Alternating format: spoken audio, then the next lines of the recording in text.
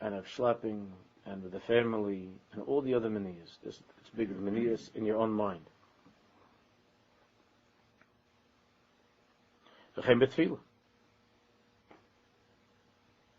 And so it is with davening. Shebetchila yesh l'kama maniyas al hatfila. That a person has, he tries to daven, and in the beginning he has a number of maniyas that are things that are in the way. And so finally, it was hard to get to davening because of different things that to find the time to be able to get to a quiet place, whatever it might be. So finally, so he was able to get finally past these different maniyas that were in the way of him going to daven, and uval his palo, and he came to daven. And there's something in his heart and in his mind. There's a crookedness. And there's a distance from Hashem. And that distance, you can't blame on anybody, because you got past all those. You got past all those other things and other people that were in your way.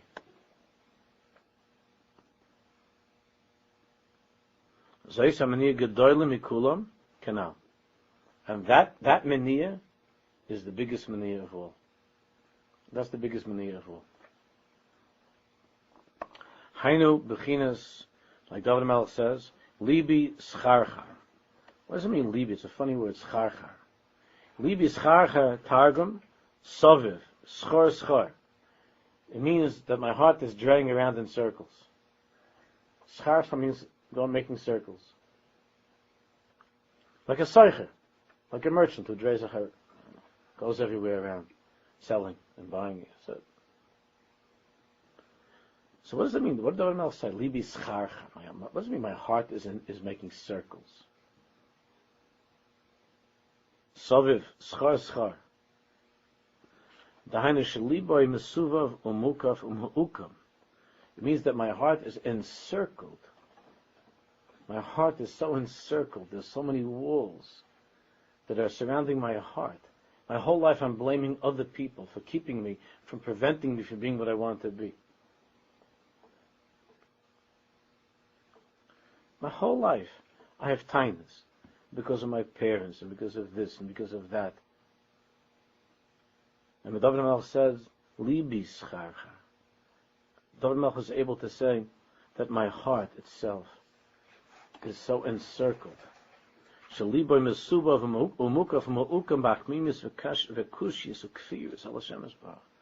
My heart is besieged and encircled.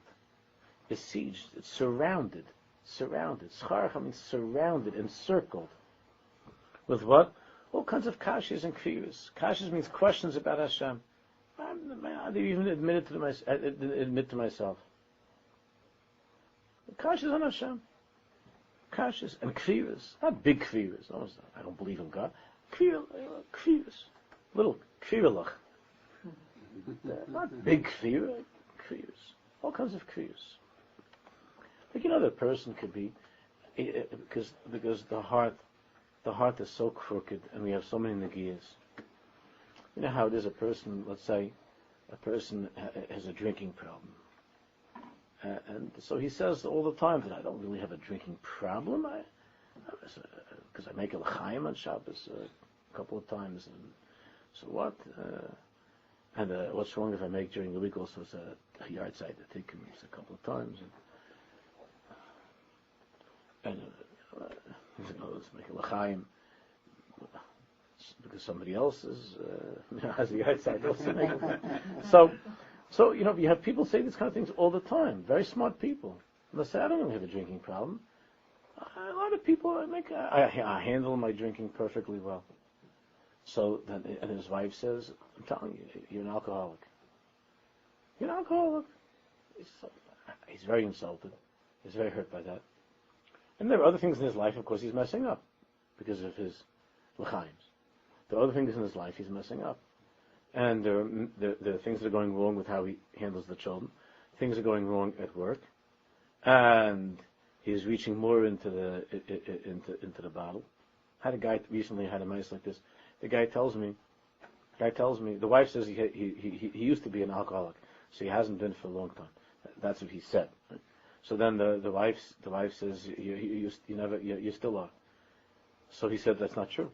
So she said, you drank the entire bottle of liquor. I know you.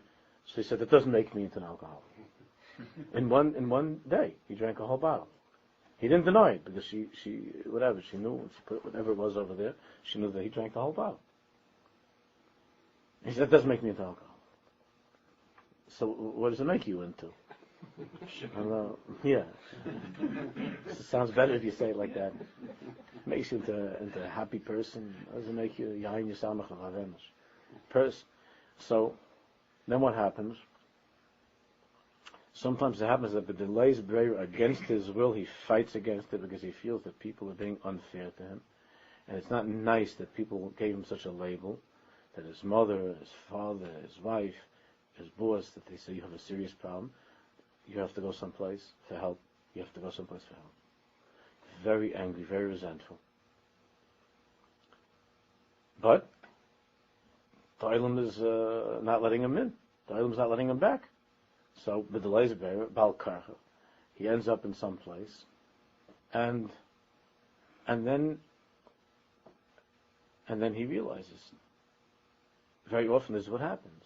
It's an amazing revelation when it becomes absolutely clear to him that the truth is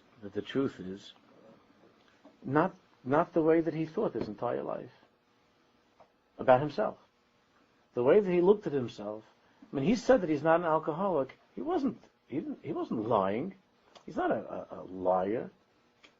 He was in denial. That's what they call it, in denial. What does it mean to be in denial? It means that there's kriyas. There's certain kriyas.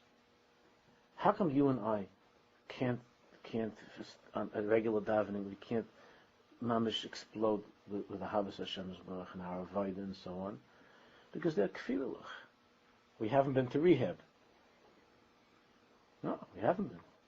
We're all alcoholics in Olam Hazeh, not in drinking, Chalila, whatever. But in Olam Hazeh, we're shikah with Olam Hazeh. We're shikah with Olam Hazeh. And we haven't worked out that sugya of being shikah. We're not honest about it.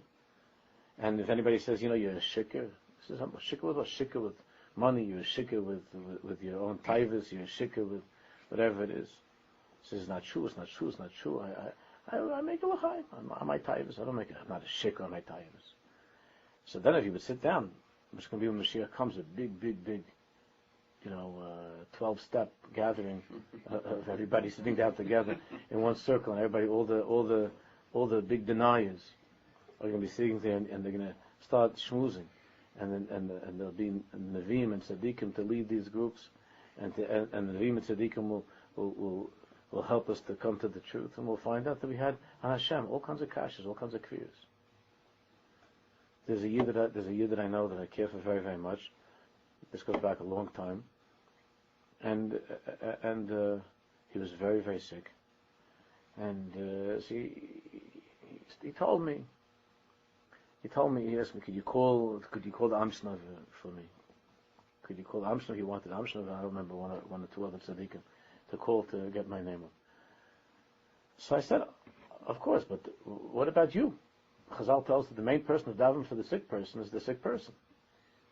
Daven? She says, better you should ask the Amshnav to daven. I said, what's the matter? Okay, but what's the matter with you? I mean, the Gemara says that the person himself should daven. That's the biggest davening.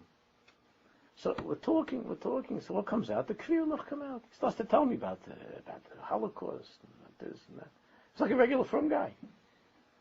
So it's like he was nebuch not well, and then you open up the head and you start pouring out kashas and kriyas.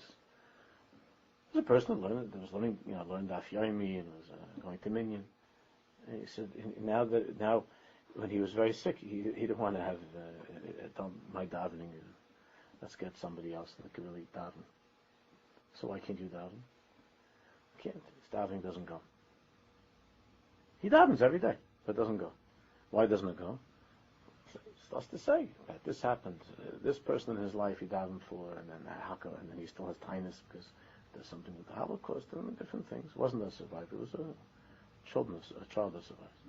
This tinnitus, all different things, but the kriyulach that a person has.